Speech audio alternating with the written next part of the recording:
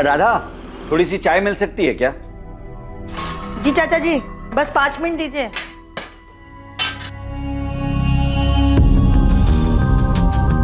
संतोष, जरा फोन तो लगाना, सीमा कहाँ पहुंची है? ये देखता हूँ। माँ को ऐसा लगता है जो सीमा दीदी बोलेंगी वो मैं मान लूंगी। मैं बच्ची नहीं हूँ सुमन, मुझे अपने सही गलत की पहचान है। लेकिन नम्रता, तुम्हारे मम्मी पापा मेरी मम्मी और बाकी सब लोगों की तरह वही मानेंगे जो सीमा बुआ कहेंगी। आने दो, देखते हैं क्या बोलती हैं। हेलो सीमा, कहाँ पर हो? सब लोग वेट कर रहे हैं तुम्हारा। एक सहेली के घर पे कुछ काम था तो काम खत्म करके आ रही हूँ घर पे। कहाँ पर हो तुम? रास्ते में हूँ मैं तुम्हें। हेलो हेलो सीमा, हेलो। चाचा जी, सीमा रास्ते में ही है, पहुंच रही है। नम्रता के सिर पर जो भूत सवार है ना, बस सीमा ही उसे उतार सकती है, देखना। लो वैशाली। नम्रता को समझाते समझाते थक गई हूँ मैं। नम्रता समझदार है, बस थोड़ी सी बहक गई है।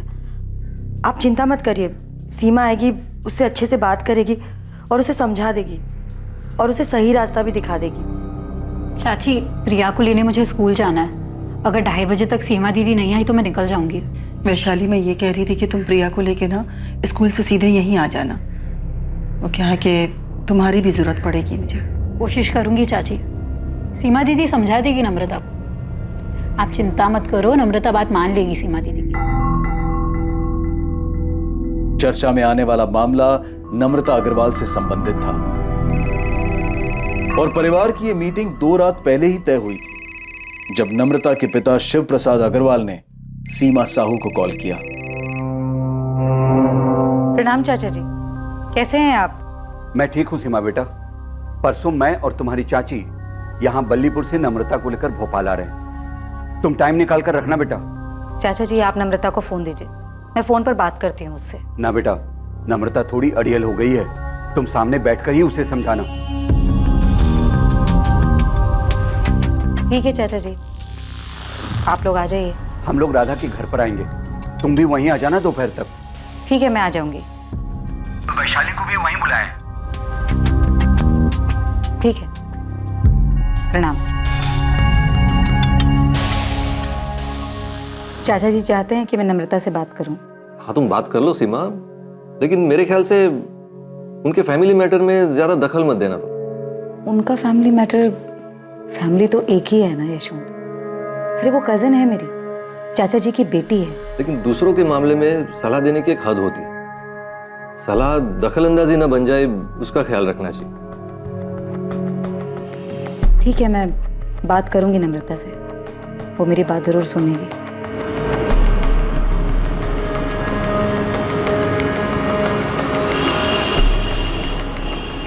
और 21 मार्च को शिव प्रसाद अग्रवाल और लता अग्रवाल अपनी बेटी नम्रता को लेकर सीमा के पास सलाह मशवरे के लिए भोपाल पहुंच गए। लगभग हर परिवार में एक ऐसा सदस्य होता है जो सबसे ज्यादा भरोसेमंद माना जाता है, जिसके पास सब अपनी परेशानी का हल ढूंढने के लिए जाते हैं। मुश्किल से मुश्किल घड़ी में भी जिसके पास हर जरूरी मामले का हल मिल जाता है। एक ऐसा सदस्य जिसके पास हर मसले पर कोई ना कोई सलाह और जरूरत पड़ने पर अपनी सलाह को मनवाने का अधिकार भी होता है। और इस परिवार की वो सदस्य है सीमा साहू। लेकिन 20 साल की नम्रता के साथ संकट की इस घड़ी में सीमा साहू नहीं है। सीमा साहू ने कहा था कि वो आएगी, लेकिन वो नहीं आई। मैं तो ऑफिस में हूँ संतोष, मेरी कुछ बात नहीं हुई सीमा से। यशवंत, मेरी 1 घंटे पहले सीमा से बात हुई थी, करीब 1:45 बजे। सीमा ने बोला था कि वो अपनी सहेली के यहाँ पे है और थोड़ी देर में पहुंच जाएगी। 3:15 बज गए, अभी तक आई नहीं वो। उसका फोन भी बंद आ रहा है। मैं देखता हूँ संतोष, लेकिन मुझे पता नहीं सीमा किस सहेली के घर क्यों जाने वाली थी। ठीक है।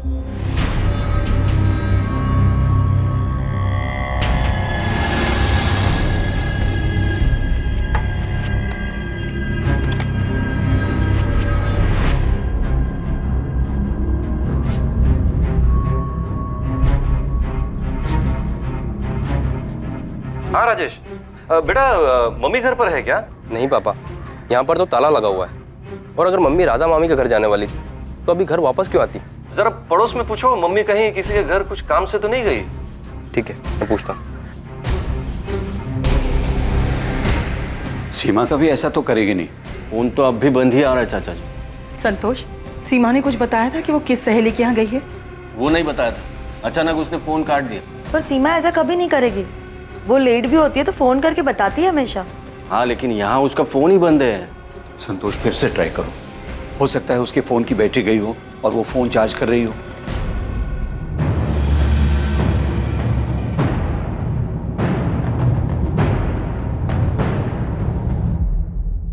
पांडे जी, हॉस्पिटल्स में चेक कराइए कि कहीं कोई एक्सीडेंट का केस वेस तो नहीं आया। सीमा साहू है ना नाम? जी, सीमा साहू, 39 साल।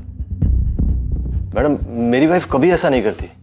वो कभी अपना फोन ऑफ नहीं रखती। मम्मी घर से 11 बजे निकली थी। मैंने पड़ोस में रहने वाली गायत्री आंटी से पता किया।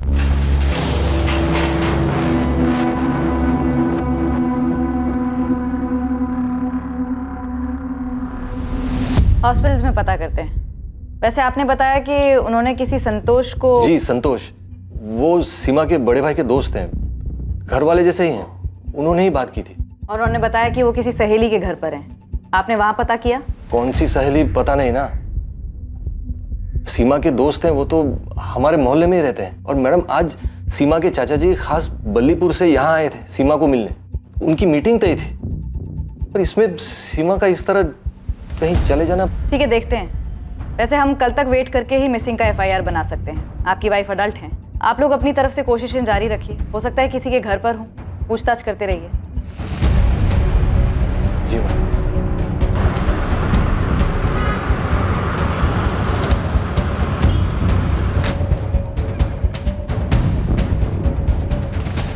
क्या कहा पुलिस ने? अभी तक 3 हॉस्पिटल में चेक कर लिया, कहीं कोई एक्सीडेंट का केस नहीं आया। चाचा जी, मैंने बहुत जगह पूछा, कहीं कोई रिक्शा विक्शा के एक्सीडेंट की खबर नहीं है। तो कहाँ गई होगी सीमा?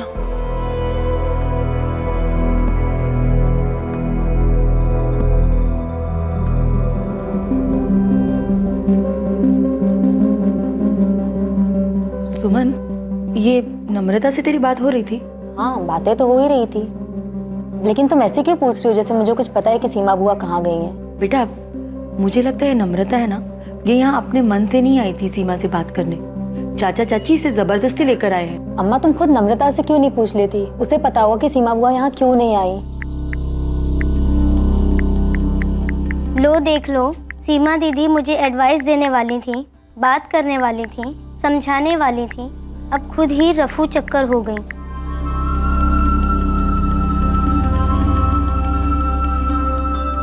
मैंने कहा था तुझसे नम्रता, जो होगा अच्छे के लिए ही होगा, टेंशन मत लेना।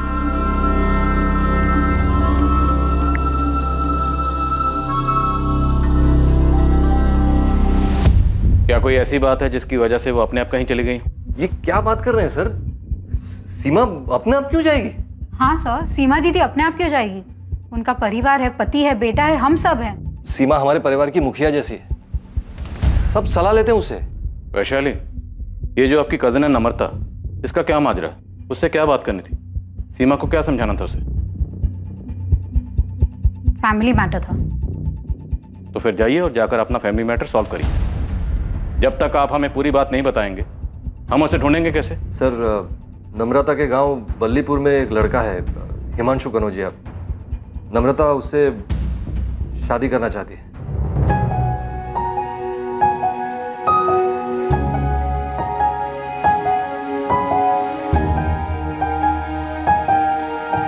नम्रता, वो है ना तुम्हारे पापा का मजदूर हरीलाल, बड़ी आंखें निकाल के देख रहा था हमें। पक्का वो पापा को जाके चुगली करेगी। तू एक काम कर, तू अपने मम्मी पापा को जाके खुद सामने से बोल दे। मैं भी माँ से बोल देता हूँ कि रिश्ता लेकर पहुँच जाए। हाँ ठीक है, मैं बोल देती हूँ कि मैं हिमांशु कनौजिया से प्यार करती हूँ। जैसे ये बात सुनकर तो मम्मी पापा खुशी से नाचने लगेंगे ना। अब नाचे या फिर तांडव करे, बताना तो पड़ेगा ना मेरी जान। पापा, मैं हिमांशु से शादी करूँ, आप चाहे हाँ कहें या ना। हमारी नाक कटवाएगी तो? नम्रता, इस पूरे जिले में हिमांशु कनौजिया ही मिला तुझे? हाँ, ऐसा कौन सा पहाड़ टूट गया माँ? हिमांशु काम करता है, मेहनत करता है, दिक्कत क्या है? वो हमसे थोड़ा नीचे है, यही दिक्कत है ना। मुझे इससे कोई दिक्कत नहीं। हम कहीं के नहीं रहेंगे बेटा, अगर तू उसके साथ ऐसी हरकत करेगी तो। सर नम्रता तो एक टांग पर खड़ी थी कि अगर खुशी खुशी उसकी शादी हिमांशु से नहीं करवाई गई ना तो हिमांशु के साथ भाग जाएगी। सर इसीलिए तो सीमा के चाचा जी नम्रता को यहाँ लेकर आए थे ताकि सीमा नम्रता से बात कर सके, उसको समझा सके। सर सीमा हमारी बड़ी बहन है, सब उनकी बात मानते हैं।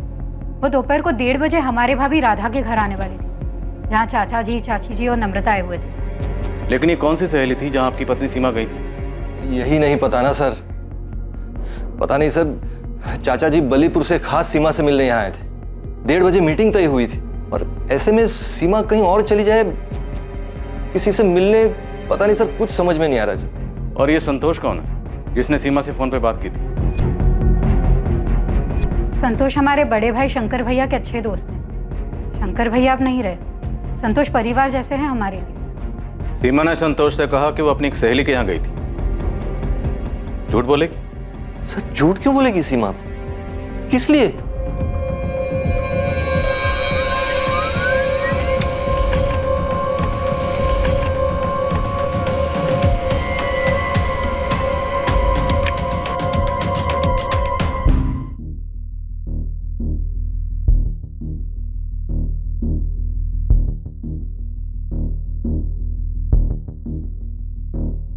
सारे हॉस्पिटल चेक किए, एक्सीडेंट तो नहीं हुआ है। नॉर्मल नहीं है साहब, ऐसे गायब होना। ये पक्का आप जो नम्रता बोल रहे हैं उसके कनेक्शन से कुछ हुआ होगा, क्योंकि घर की एक जिम्मेदार औरत जिस पे पूरे परिवार वाले अपने अहम फैसले लेने के लिए निर्भर करते हो, वो खुद से तो गायब नहीं हो सकती। नम्रता वाला एंगल हम चेक करेंगे। वहाँ बल्लीपुर में उसके बॉयफ्रेंड हिमांशु कन्नौजिया से भी बात करेंगे। ठीक है साहब, मैं पता करता हूँ। आप केवल सीमा के फोन के लास्ट लोकेशन मिल जाए तो मुझे इन्फॉर्म कर देना, उस एरिया में ढूंढने में आसानी होगी। कमाल कर रही हैं आप विशाली दीदी। और चाचा जी को भोपाल बुलाकर यहाँ सीमा दीदी बल्लीपुर क्यों आएगी? और अगर हमारे घर यहाँ आना होता उन्हें तो क्या बता के नहीं आएगी? मुकेश 3 दिन हो गए, सीमा दीदी का कुछ पता नहीं चल रहा। ऐसे कहाँ चली गई वो? ये पक्का हिमांशु और नम्रता का किया कराया है। चाचा जी भी अजीब है, अगर नम्रता का ऐसा कुछ चल भी रहा था तो यहाँ आके हमसे बात नहीं की है, वहाँ सीधा भोपाल पहुँच गए। मुकेश अभी ये सब बात करने का टाइम नहीं है। दीदी गायब है, पहले उन्हें ढूंढना है। क्या हुआ, कुछ पता चला मुकेश? नहीं, बस सीमा दीदी का फोन अभी भी बंद आ रहा है। तंग आ गई होगी, हर किसी का प्रॉब्लम सुलझाते सुलझाते। तंग आ भी गई होगी तो क्या जीजा जी और राजेश को छोड़ के चली जाएंगी? बोलो। देखो अब कहाँ मिलती हैं, कहीं तो गई होगी। असलम कुछ नाश्ता बनाऊं? नहीं रहने दो, आज काम कुछ ज्यादा है। मेरी कोई जरूरत हो तो फोन कर लेना। ठीक है, मैं जीजा जी से मिलाती हूँ, परेशान होंगे वो लोग। ठीक है, मिला। मैं निकलता हूँ।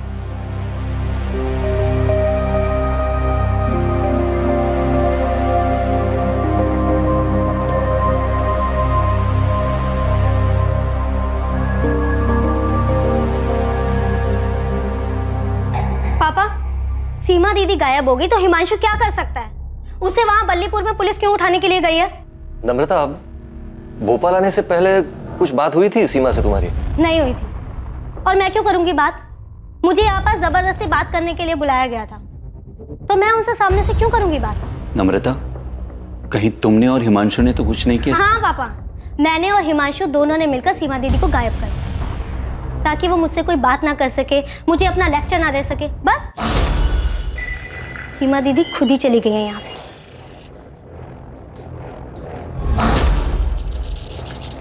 सर, सीमा साहू का फोन 21 मार्च को हाथी चौक एरिया में स्विच ऑफ हुआ।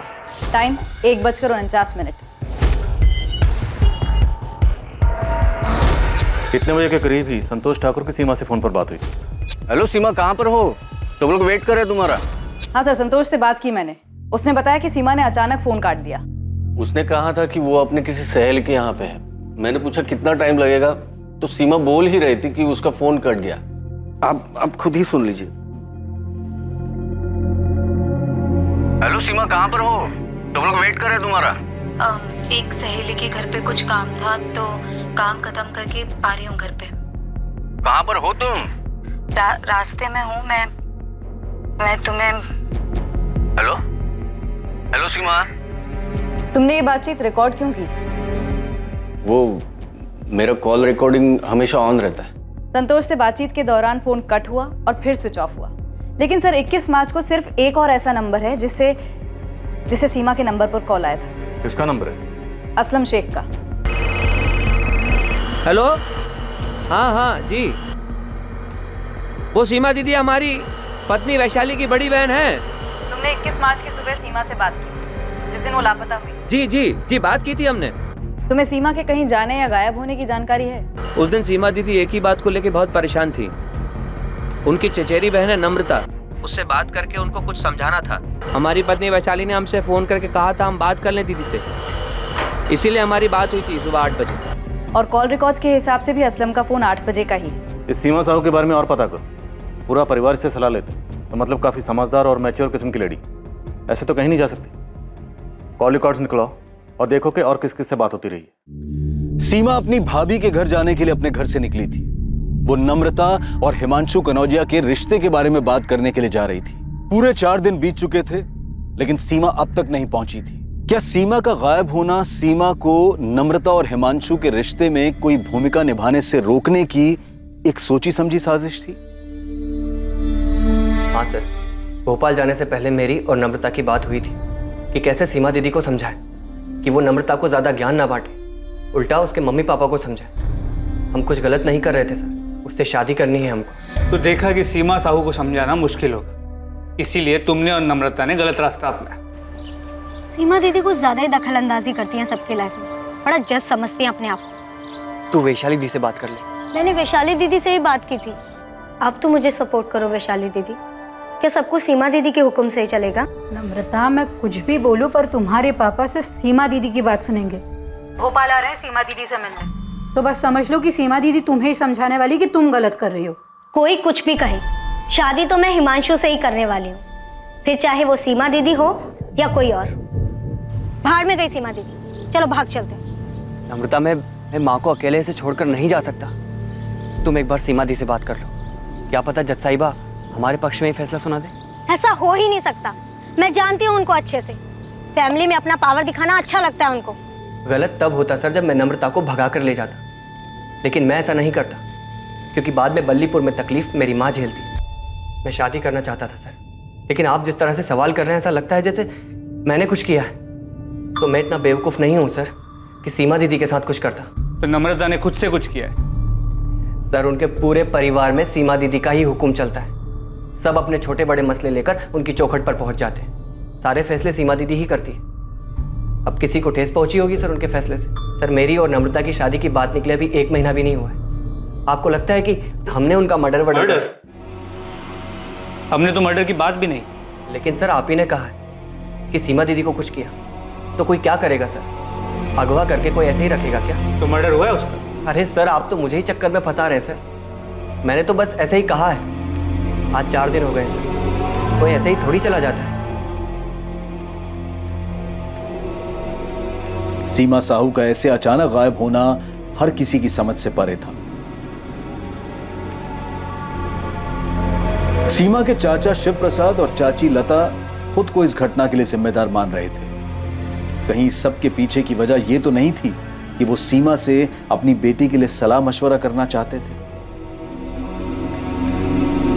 परिवार के सभी लोग सीमा को अपनी शक्ति का स्रोत और सबसे विश्वसनीय मानते थे, लेकिन अब किसी को समझ में नहीं आ रहा था कि सीमा कहां चली गई और उसके साथ क्या हुआ।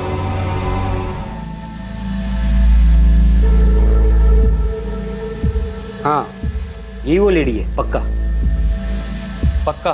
दोस्त, कितनी बार बोलूं? हाँ पक्का, हमारे होटल में सीसीटीवी कैमरा भी। यही वो लेडी है जो 21 मार्च को आई थी।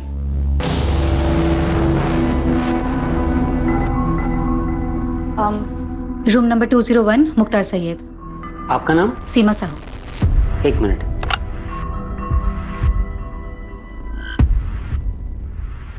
मुख्तार सैयद, ये कौन है? उस दिन सुबह ही चेक इन किए थे, बुजुर्ग आदमी थे। 21 मार्च को चेक इन किए थे और 22 मार्च की सुबह को चेकआउट कर दिए थे।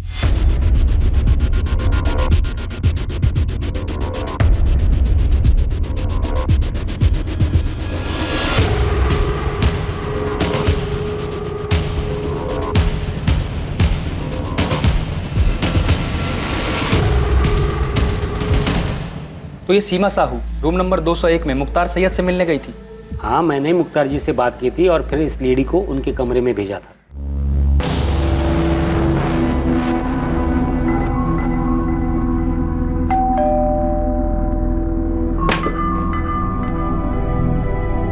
सीमा साहू जी आइए।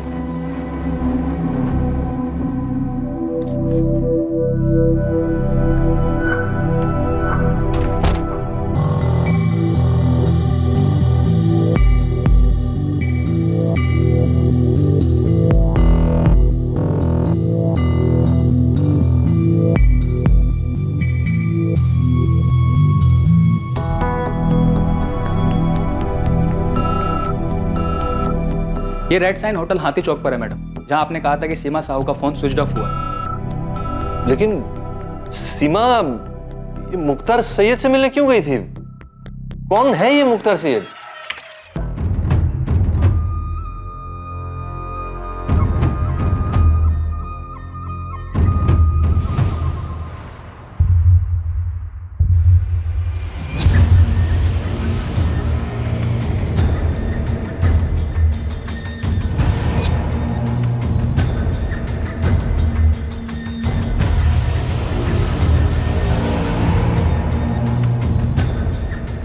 पता नहीं सर, ये कौन है? हमें होटल के रिकॉर्ड से ये आधार कार्ड मिला है। अगर ये आधार कार्ड असली है तो हम इसकी बाकी डिटेल्स निकलवाएंगे। और आप इस तस्वीर को देखिए, ये कोई बाबा किस्म का आदमी लगता है। क्या सीमा किसी बाबा से मिली थी?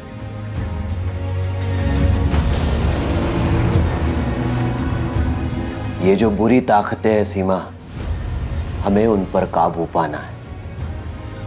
जो तुम्हारे मंसूबे पर बुरी नजर डाल रहे हैं, उन बुरी नजरों को हमें दूर करना है। हम सबको मिलकर इन बुरे प्रभावों पर वार करना है और इन नकारात्मक तत्वों को हमें मिटाना है।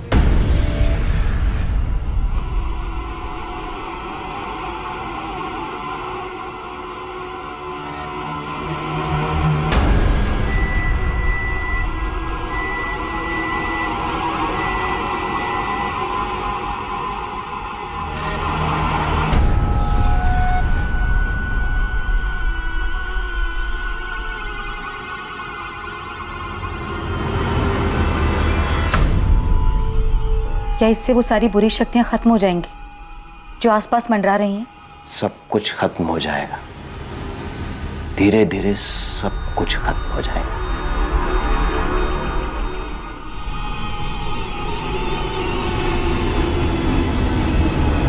सर आप बाबा बाबा की बातें कर रहे हैं, लेकिन सीमा ने कभी इन बातों पर विश्वास नहीं किया। सर ये मुख्तार सैयद है कौन? राजेश, सब कुछ तुम्हारे सामने है। तुम्हारी माँ कहाँ गई थी, किससे मिलने गई थी? सर जो आप आदमी दिखा रहे थे मुख्तार सैयद, सर ये तो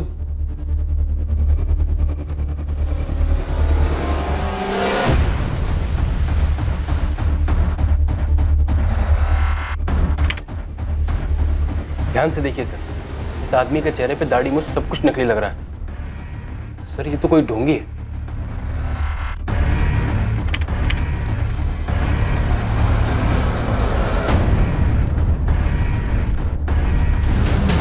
सही कह रहे हो राजेश, इसकी दाढ़ी मूंछ नकली लग रही है। पर इस तरह के आदमी से मिलने के लिए तुम्हारी माँ क्यों गई होगी?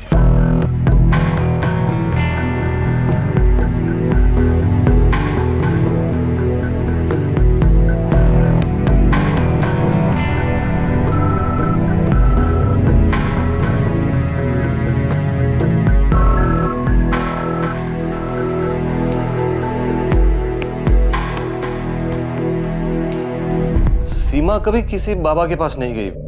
वो सिर्फ गुरु प्रमोद जी की प्रवचन सभा में जाती थी, वो भी हफ्ते में एक बार। मनुष्य को सब कुछ समय पर ही छोड़ देना चाहिए। समय आने पर सभी काम अपने आप होने लगते हैं। प्रकृति का चक्र भी समय के अनुसार ही चलता है। वैशाली, तुम्हारी बहन मुख्तार सैयद से क्यों मिली होगी? मुझे नहीं पता। मैं तो ये भी नहीं जानती कि ये कौन है और दीदी उस दिन वहां क्यों गई, जबकि उस दिन दीदी को नम्रता के मुद्दे को सुलझाना था। तुम्हें किसी पे शक? हम गुरु प्रमोद जी से तो बात करेंगे ही, पर क्या कोई ऐसा है जिस पर आपको शक हो? क्योंकि आपकी पत्नी सीमा को देखकर ऐसा लग रहा है जैसे वो कुछ ठीक नहीं है। ये देखिए।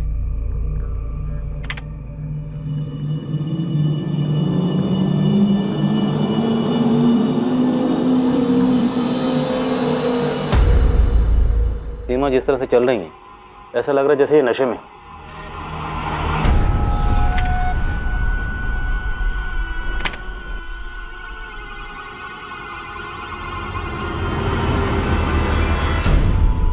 हाँ सर, लग तो रहा है कि नशे में। ऐसा लगता है जैसे इन्हें कुछ दिया गया हो।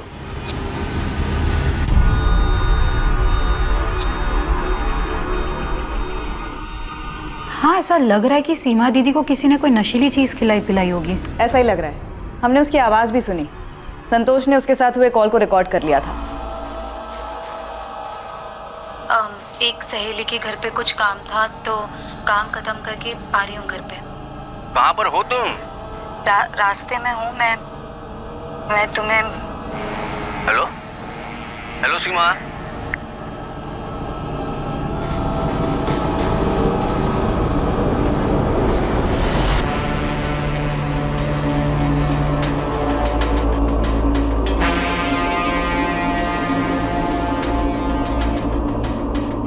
रास्ते में हूँ मैं तुम्हें।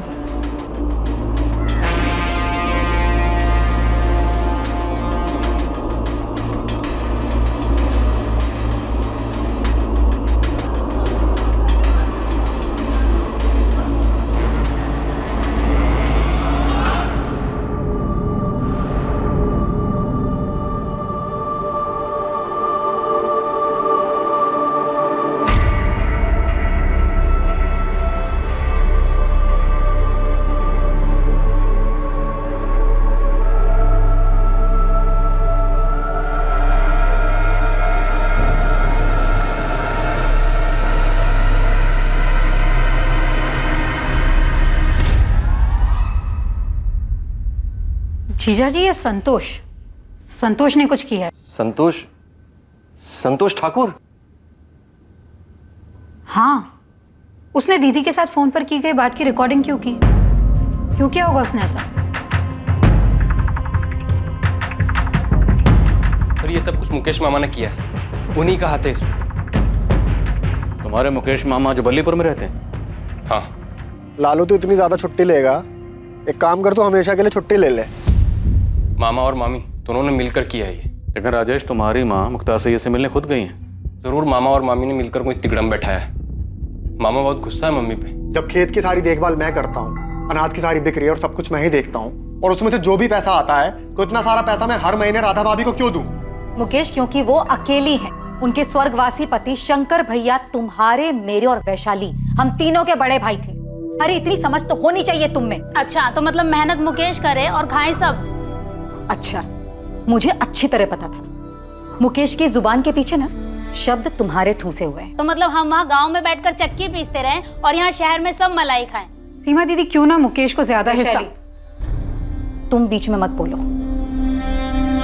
अरे घर हमारे पापा का है, खेत हमारे पापा का है, और मुकेश इस समय जो बात कर रहा है ना, घर और खेत बेचने वाली। तो क्या हमारा हक नहीं बनता गाँव छोड़कर शहर आकर एक बेहतर जिंदगी जीने की? बेशक शहर आओ, लेकिन खेत और घर बेच कर नहीं। मतलब हम अपनी जिंदगी गांव में बैठ के पिसवाएं और आप लोग यहाँ मजे से ठाठ से रहो। जो भी हम खेत में मजदूरी करते हैं उसका हिस्सा सबको मिले, लेकिन एक फैसला नहीं कर सकते घर और खेत बेचने का। अरे मुकेश, खेत और घर में शंकर भैया तुम्हारा, मेरा और वैशाली का, हम सबका बराबर का हिस्सा है। हमारी शादी से पहले सब काम मुकेश ही संभालता आ रहा था और शादी के बाद हम दोनों मिलकर संभाल रहे हैं। हाँ, तो अब नहीं संभाला जा रहा है ना, तो छोड़ दो। वहां हम किसी और को लगा देंगे, माँ को अपने पास बुला लेंगे। तुम और मुकेश निकल जाओ इन सब के बीच से। सीमा, गुस्से पर काबू रखो। यशवंत, मुझे पता है मैं क्या कर रही हूँ और क्या बोल रही हूँ। अरे मुकेश को ये सारी चाबी चढ़ाने वाली ना ये चंचल है। अच्छा, मैंने चाबी चढ़ाई है? मतलब आज तक आप दोनों बहनें मिलके मुकेश को अपने अंगूठे के नीचे दबाकर चलती आई और आज जब मुकेश की जबान चलने लगी तो मैंने चाबी चढ़ाई। चंचल, तमीज में बात करो। अरे तुम भी डरपोक हो। ये सीमा दीदी आज तक अपनी मनमानी करती है और आगे भी अपनी चलाती रहेंगी। चंचल! अरे दीदी, आप भी इन्हीं के नीचे दबी हुई हैं। चुप! मुकेश मामा और चंचल मामी के अंदर बहुत गुस्सा भरा मम्मी के लिए। तो तुम्हें लगता है मुख्तार सैयद उनका भेजा हुआ कोई बंदा हो सकता है? संतोष, हाँ हमें भी डाउट तो हुआ था कि संतोष ने कॉल रिकॉर्ड क्यों किया। जीजा जी मानने को तैयार नहीं है, लेकिन मैं कह रही हूँ ये संतोष की नज़र दीदी की तरफ मुझे कभी ठीक नहीं लगी। मुझे भी अजीब लग रहा है कि उसने आके दीदी का कॉल रिकॉर्ड क्यों किया। क्या हुआ था सीमा साहू के साथ? किसी को भी नहीं पता था कि सीमा मुख्तार सैयद से मिलने क्यों गई थी, और ना ही किसी को यह अंदाजा था कि वो ऐसा क्यों करेगी। हालांकि सीमा के बेटे राजेश को अपने मामा मुकेश और मामी चंचल पर शक था, और सीमा की बहन वैशाली सीमा के दोस्त संतोष ठाकुर को कटघरे में खड़ा कर रही थी। लेकिन मुख्तार सैयद का खुलासा सबके लिए चौंका देने वाला था। एड्रेस तो यही है सर, लेकिन मैं यहाँ 15 सालों से रहता हूँ। इदरीस खान नाम है मेरा। और सर मैंने आज तक किसी मुख्तार सैयद नाम के आदमी को यहाँ हुसैन नगर में न देखा है न सुना है। जरा ध्यान से देखिए, फोटो से भी पहचान में नहीं आ रहा। नहीं सर, चाहिए तो मस्जिद के इमाम साहब से भी पूछ के देखता हूँ, लेकिन ये एड्रेस मेरा ही है।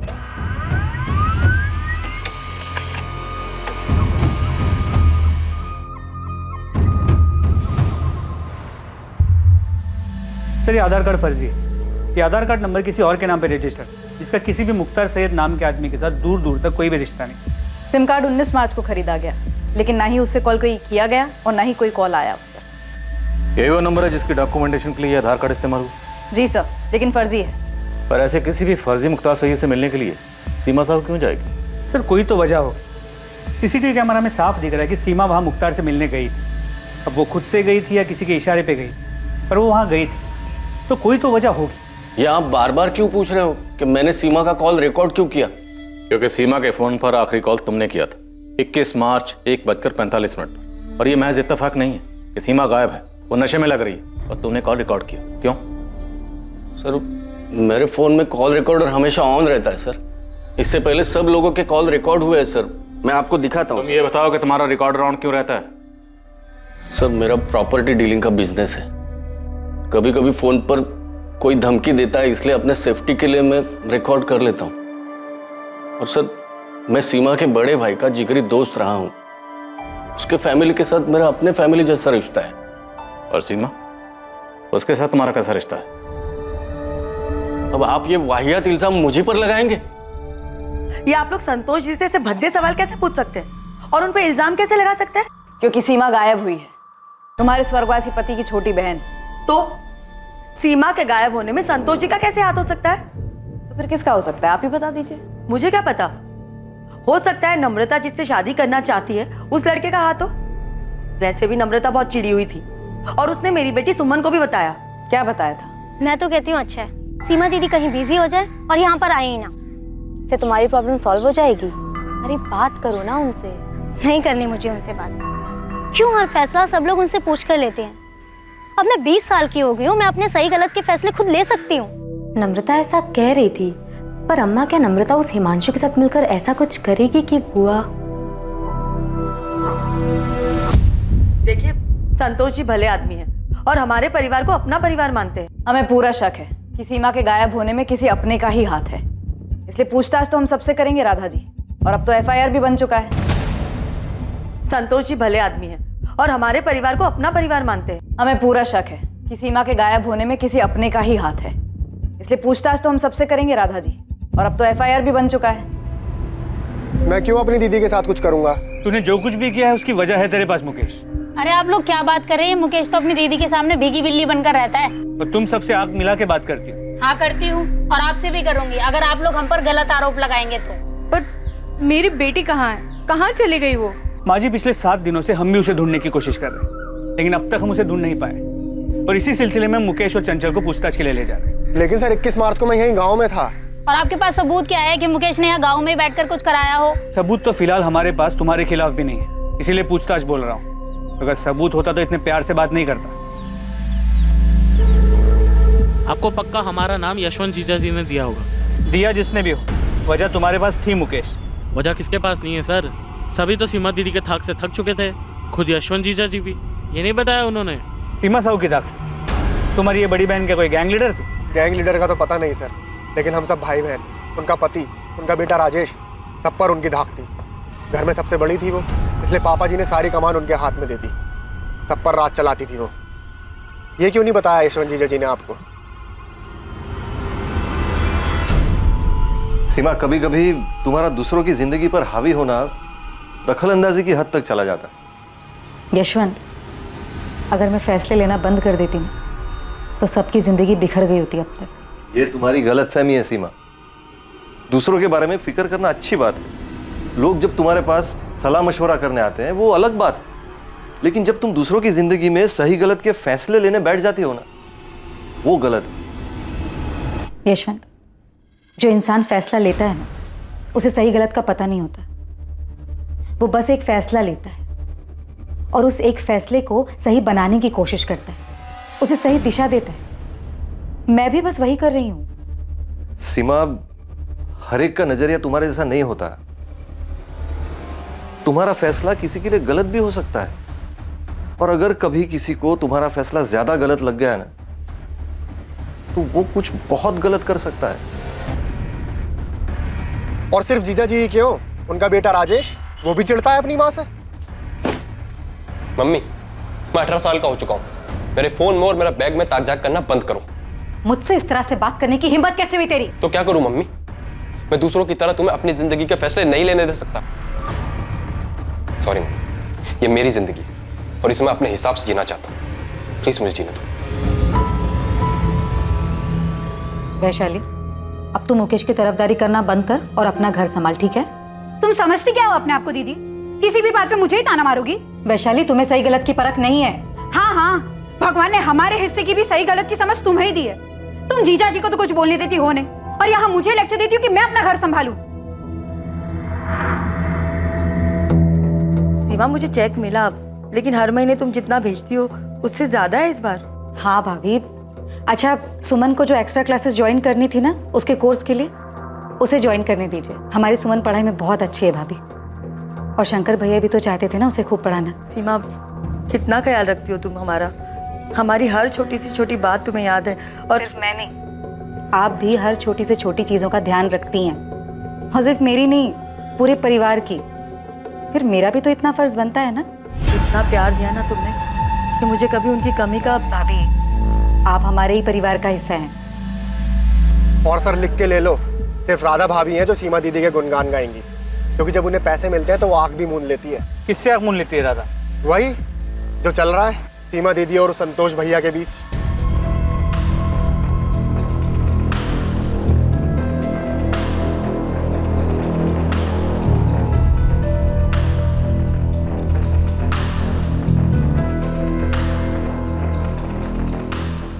पिंटू, मुझे किसी भी सूरत में ये इन्फॉर्मेशन चाहिए कि सीमा साहू इस मुख्तार सैयद से मिलने होटल क्यों गई।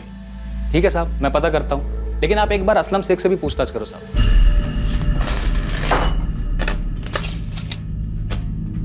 हे हाशिम, इधर आ।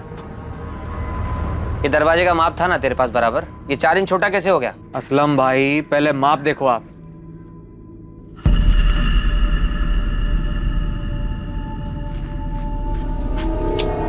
ये शमशेर ने यही माप दिया था। ए हाशिम, क्या कुछ भी?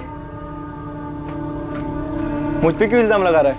क्या है शमशेर, ये तूने माप ही गलत लिया है। बताओ। तो इस असलम शेख का नाम कहीं इसलिए तो नहीं ले रहा क्योंकि असलम शेख भी मुसलमान है और ये मुख्तार सैयद भी? नहीं साहब, क्या आप भी धर्म की बात को बीच में लेके आ रहे हो? मैंने असलम शेख का नाम इसलिए लिया है क्योंकि वैशाली उसकी दूसरी बीवी है, एक चिढ़ खाई हुई पहली बीवी है फौजिया। ए हाशिम, क्या कुछ भी? मुझ पे क्यों इल्जाम लगा रहा है? क्या है शमशेर, ये तूने माप ही गलत लिया है। बताओ। तो इस असलम शेख का नाम कहीं इसलिए तो नहीं ले रहा क्योंकि असलम शेख भी मुसलमान है और ये मुख्तार सैयद भी? नहीं साहब, क्या आप भी धर्म की बात को बीच में लेके आ रहे हो? मैंने असलम शेख का नाम इसलिए लिया है क्योंकि वैशाली उसकी दूसरी बीवी है, एक चिढ़ खाई हुई पहली बीवी है फौजिया। साहब, इस फैमिली में बहुत कुछ प्लास्टिक पेंट चढ़ा हुआ है। ये फौजिया नफरत करती थी वैशाली से और उससे भी ज़्यादा सीमा साहू से, क्योंकि सीमा ने ही वैशाली और असलम शेख की शादी के लिए मंजूरी दी थी। फौजिया के पति को घर से छीन के लेके आ गई थी। सर, 5 कांस्टेबल्स को हाथी चौक से लेकर राधा के घर और सीमा के घर तक 10 बार दौड़ा चुकी। इन दोनों इलाकों में किसी ने भी 21 मार्च के दिन सीमा को घर वापस आते या कहीं और देखे जाने की कोई जानकारी ही नहीं है। आज पूरे 7 दिन हो, वो इतने दिनों तक सीमा को छुपा के रखेगा? साहब, ये लेडी परिवार के अंदर ही सबके रास्ते में आ रही थी। मुझे तो ऐसा लग रहा है किसी ने इसको रास्ते से हटाया।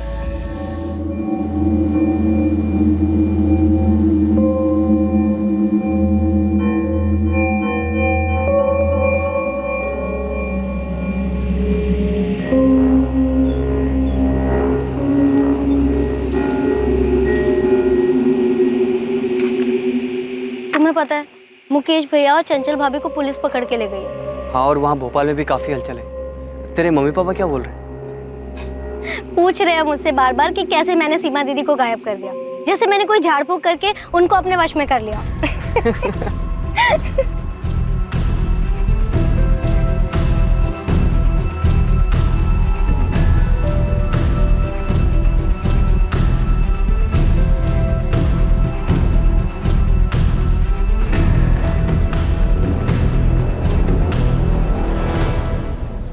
ईशा, हम दोनों को कोई भी अलग नहीं कर सकता, कोई भी नहीं।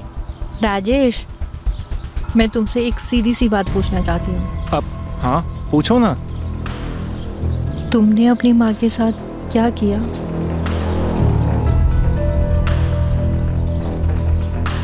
कभी कभी लगता है कि सीमा को ऐसे सब लोगों के लाइफ में घुसना नहीं चाहिए था। संतोष जी, आपको वो कॉल रिकॉर्डिंग डिलीट कर देनी चाहिए।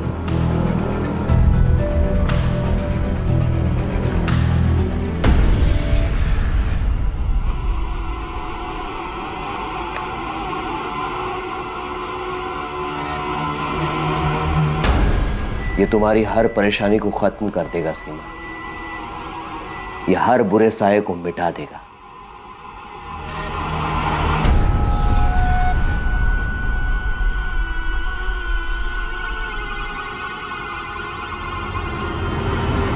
हमें सबसे अलग अलग पूछताछ करनी होगी सर। सबको कोई ना कोई शिकवा रहा है इस सीमा साहू से। सर, मुझे इस बात का डर है कि शायद हम सीमा साहू को जिंदा ना पाए। मुझे भी यही लग रहा है। ऐसा लगता है कि सीमा साहू को बुरी तरह से किसी जाल में फंसाया गया, और ये जाल उसके किसी अपने नहीं बिछाए। सीमा साहू एक दृढ़ महिला थी, वो ऐसी बिल्कुल नहीं थी कि इतनी आसानी से कोई गलत कदम उठाए और मुख्तार सैयद जैसे फर्जी आदमी से मिलने चली जाए। जी सर, बिल्कुल किसी अपने ने ही धोखा दिया है सीमा को, या फिर ये भी हो सकता है कि सारे अपनों ने मिलकर साजिश रची ताकि हमें कोई सुराग ना मिले। वाह मुकेश, पुलिस की गाड़ी में तो तुम्हारे तेवर ही कुछ अलग थे। तुमने तो सारा चिट्ठा ही खोल दिया सबका। तुम्हें लगता है पुलिस हमारा भरोसा करेगी? यही तो प्रॉब्लम है ना तुम्हारे साथ। सीमा दीदी ने ना तुम्हें खुद पर ही भरोसा ना करने लायक बनाकर छोड़ा। अरे कॉन्फिडेंस दिखाओ, थोड़ा कॉन्फिडेंस।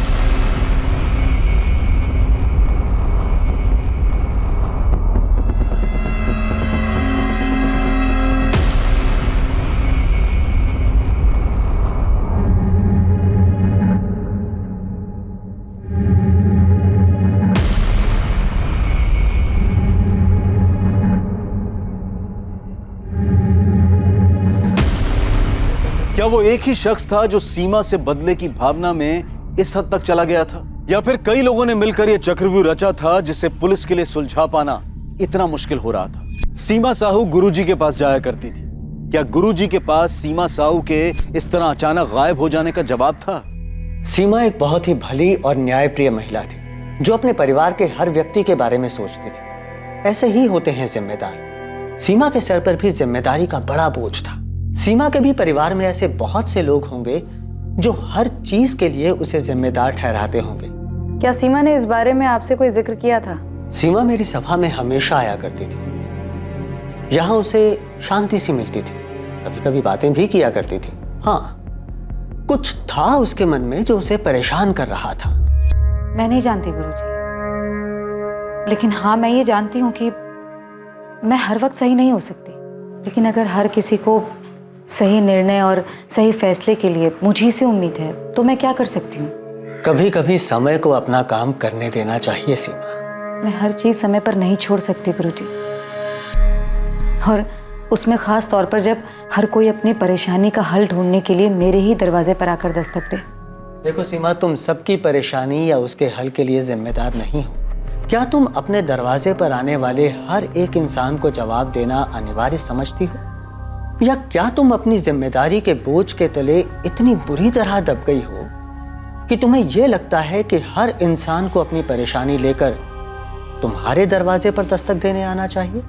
मैं श्योर नहीं हूँ गुरुजी, लेकिन शायद हाँ, क्योंकि कहीं ना कहीं मैं अपने परिवार के लिए सही डिसीजन लेते रहना चाहती हूँ। आखिर वो लोग मेरे अपने हैं और उन लोगों को मुझसे बहुत उम्मीद है। अगर तुम शांति चाहती हो तो तुम्हें दूसरों की अशांति से दूर रहना होगा। क्या यह अशांति इतनी बुरी थी? कि सीमा को घर से भागना पड़ा? जी, सीमा ऐसी नहीं थी। ये तो साफ तौर पर एक मायाजाल नजर आ रहा है। ऐसा कौन हो सकता है जो उसे मुख्तार सैयद के पास भेज सकता है? वो वहां क्यों जा सकती है? किसी जवाब की तलाश में ही गई होगी, ठीक उसी तरह जिस तरह वो यहाँ आई थी। आप सही कह रही, जरूर उसे किसी ने अपने जाल में फंसाया है। सर मैं आपको पहले ही बता चुका हूँ कि 21 मार्च की सुबह को मेरी और सीमा दीदी की फोन पर क्या बात हुई थी। तुम्हारी और वैशाली की शादी से तुम्हारी पहली बीवी फौजिया काफी नाराज है ना? लेकिन सर इस बात का सीमा दीदी से क्या नाता? हमें पता चला है कि सीमा की रजामंदी से तुम दोनों की शादी हुई थी, जिससे फौजिया की जिंदगी बर्बाद हो गई। सर ये बात पूरी तरह से गलत है, बकवास है। मैं वैशाली और फौजिया दोनों का बराबर ख्याल रखता हूँ सर। मुझे समझ में नहीं आता कि आप लोग आखिर साबित क्या करना चाहते हैं। मैंने नम्रता से हर तरीके से बात की, वो कितनी भी बगावत कर ले, लेकिन अपनी बड़ी बहन सीमा को नुकसान पहुंचाने के सपने में भी नहीं सोच सकती। चाचा जी मैं आपकी बात समझ सकता हूं, लेकिन एक बात खटक रही है। मुख्तार सैयद जैसे आदमी को मिलने के लिए सीमा कैसे जा सकती है, वो भी उसी दिन जिस दिन वो नम्रता को समझाने वाली थी। जरूर किसी ने हमारी सीमा से नम्रता के बारे में बात करने के लिए आने के मौके का फायदा उठाया है।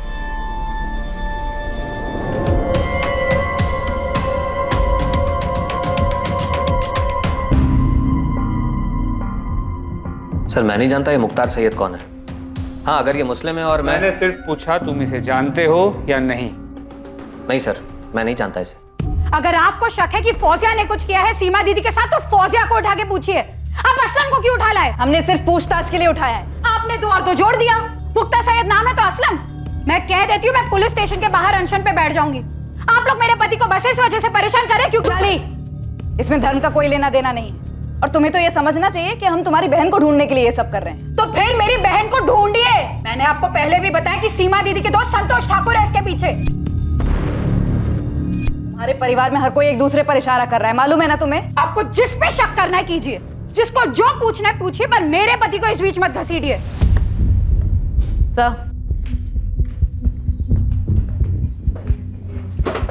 सर ये वैशाली बहुत हंगामा कर रही है, धमकी दे रही है कि अगर हमने असलम को नहीं छोड़ा तो वो बाहर अनशन पर बैठ जाएगी। चोर की दाढ़ी में तिनका। कह नहीं सकते सर, पर ये सिचुएशन मुश्किल हो सकती है। उसने सीमा के हस्बैंड यशवंत को फोन करके बुला लिया है और बाकी लोगों को भी इकट्ठा कर रही है। ठीक है, उसे बोलो 10 मिनट में असलम को पूछताछ करके छोड़ते हैं। सर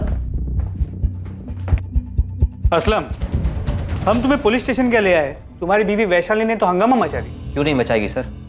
क्योंकि वो अच्छी तरह जानती है कि मैं सीमा दीदी के कितना करीब था, और आप लोग बिना किसी वजह के मुझसे इस तरह पूछताछ कर रहे हैं। और एक तरफ आप कह रहे हैं कि इसके पीछे मेरी पहली बीवी फौजिया का हाथ है। सर आपको लगता है फौजिया इतनी चालाक है कि वो एक जाल बुनेगी और सीमा दीदी उसमें फंस जाएगी? सर ऐसा करने की हिम्मत सिर्फ उसकी हो सकती है जो सीमा दीदी के सबसे करीब हो। तुम्हारा इशारा यशवंत की तरफ या फिर सीमा के बेटे राजेश की तरफ? सर मैं कोई नाम नहीं ले रहा, लेकिन आप खुद सोचिए, सीमा दीदी रेड शाइन होटल में एक ऐसे अजनबी इंसान से मिलने जाती है जो कि फर्जी है। मिलने की क्या वजह हो सकती है सर? आप उस वजह को ढूंढिए ना। सर पहली बात तो यह है कि सीमा दीदी किसी पे भरोसा किए बिना उससे मिलने नहीं जा सकती। हर चीज में खुद सोच समझ के वो फैसला लेती थी। ये नम्रता वाले मामले में ही देख लीजिए आप सर। क्या दीदी ने चाचा चाची से उस हिमांशु के बारे में पता करने की कोशिश की कि ये लड़का कौन है, क्या करता है, कहाँ से आया है? नहीं सर, उन्होंने किसी से बात तक नहीं की। तो सीमा फर्जी मुख्तार सैयद से मिलने के लिए होटल रेड शाइन क्यों गई? सर मैं तो बल्लीपुर में था और सीमा दीदी मेरी बात सुनने से रही। अरे आप वैशाली दीदी से पूछो ना, वो तो यहीं रहती है भोपाल में, या फिर राधा भाभी से। क्या ये सब मिलकर कुछ नहीं कर सकते? वैशाली के पति असलम शेख को पूछताछ के बाद पुलिस ने छोड़ दिया, और ऐसा ही हुआ मुकेश और उसकी बीवी चंचल के साथ। इनके खिलाफ भी पुलिस को कुछ नहीं मिला।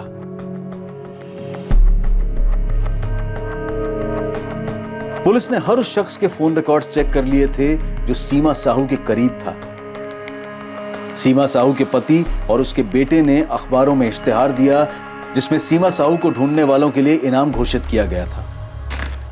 सर शक के घेरे में जितने भी लोग थे सबके कॉल रिकॉर्ड्स चेक कर लिए, लेकिन किसी के भी कॉल रिकॉर्ड्स में से कुछ भी नहीं मिला है। मालती ऐसा कैसे हो सकता है? एक भी कॉल ऐसी नहीं है जिससे ये लगे कि सीमा साहू को फंसाया जा रहा है। नहीं सर, सीमा के पति यशवंत और उसके बेटे राजेश के कॉल रिकॉर्ड्स भी चेक किए, ये सोचकर कि शायद कोई पर्सनल एंगल होगा, लेकिन किसी से भी कोई भी सुराग हाथ नहीं लगा है। तो फिर मामला है कहाँ? सीमा के पति यशवंत ने सीमा की तस्वीर अखबार में छपवाई, लेकिन सीमा का कोई अता पता नहीं, अभी तक कोई सामने नहीं आया। सर ये हाथी चौक में मैं इतने दिन से जितने भी रिक्शे वाले और प्राइवेट टैक्सी वाले हैं सबको ये फोटो दिखा के घूम रहा हूँ, पर ये सीमा साहू किसी भी पब्लिक ट्रांसपोर्ट से होटल रेड साइन तो आई नहीं है।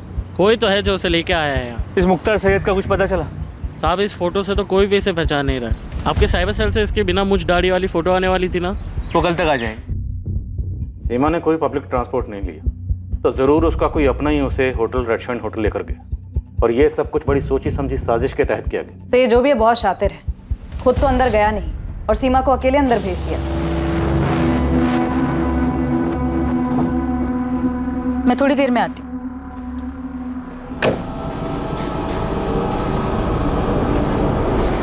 हाथी चौक के आसपास कोई दुकान, एटीएम, कहीं कोई सीसीटीवी नहीं है सर, लेकिन होटल रेड साइन के आसपास नहीं।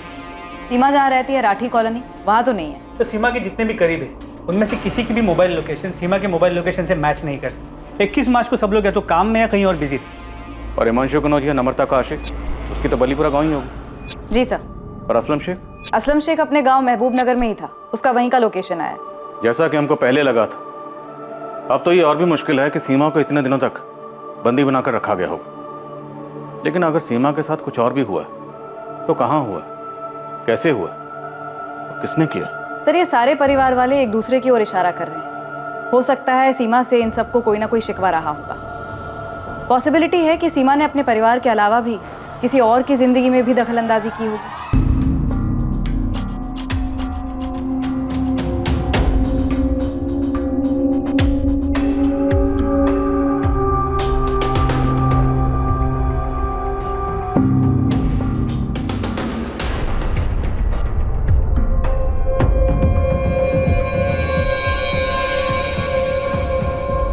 का आदमी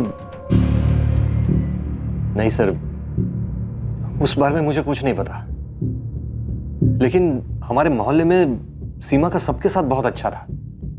लोग बहुत इज्जत करते थे उसकी, अपनी परेशानियां लेकर आते थे उसके पास सलाह मशवरा के लिए। एक बात समझ से बाहर है कि सीमा किसी फर्जी इंसान को मिलने क्यों जाएगी। कोई तो बात थी जो उसे परेशान कर रही थी, इसलिए किसी के कहने पर वो इस फर्जी मुख्तार सैयद से मिलने अकेली गई, वो भी होटल में। नरेश नागपाल, वैशाली का पहला पति सर, वो सीमा से काफी नाराज था। सीमा तुम्हारी बहन तुम्हारा इस्तेमाल कर रही है मेरे बारे में गलत अफवाह फैलाने के लिए। अरे ये हमारे आपस का मामला है, और वो ऐसे कैसे घर छोड़ के जा सकती मेरी बेटी के साथ? नरेश, प्रिया वैशाली की भी बेटी है। अरे तो मैं भी बाप हूं उसका।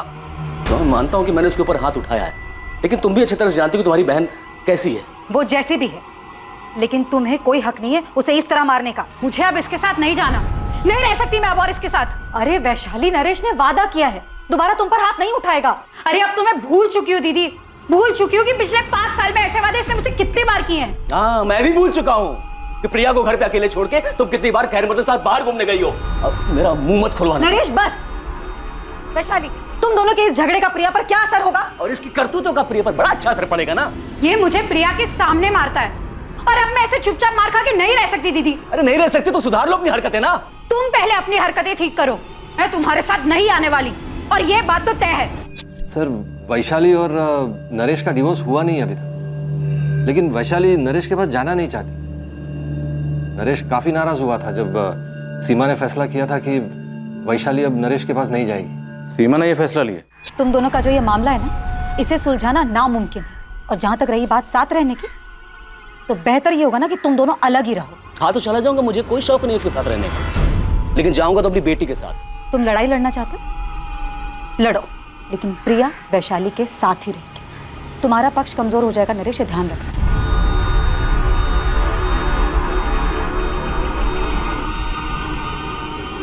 सीमा, मेरी एक बात याद रखना, ये बहुत महंगा पड़ेगा।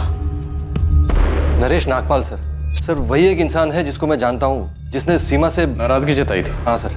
इस नरेश नागपाल से तो हम बात करेंगे। आप मुझे ये बताइए कि वो कौन सी बात थी जो सीमा को परेशान कर रही थी, क्योंकि इतना तो तय है कोई ना कोई बात तो थी जिसकी वजह से सीमा किसी के कहने पर उस फर्जी मुख्तार सैयद से मिलने गई। इससे पहले सीमा उस होटल में कभी नहीं गई, हमने चेक किया।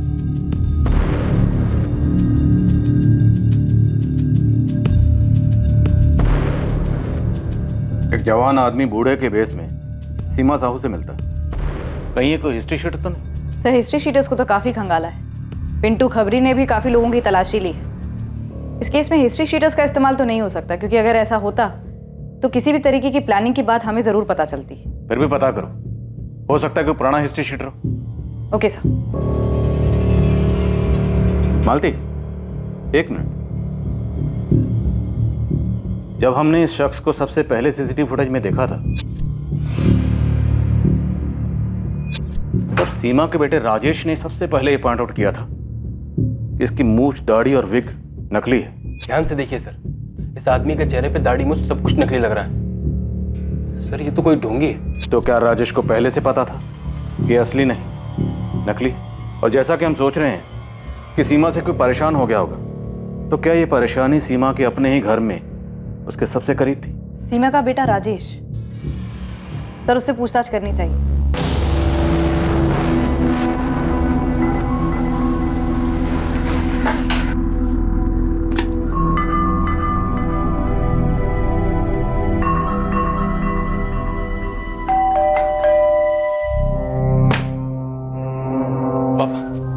मम्मी का कुछ पता चला?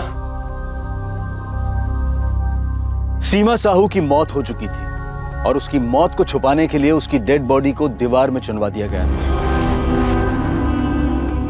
और सीमा की मौत का संबंध निश्चित रूप से परिवार पे उसके नियंत्रण से था।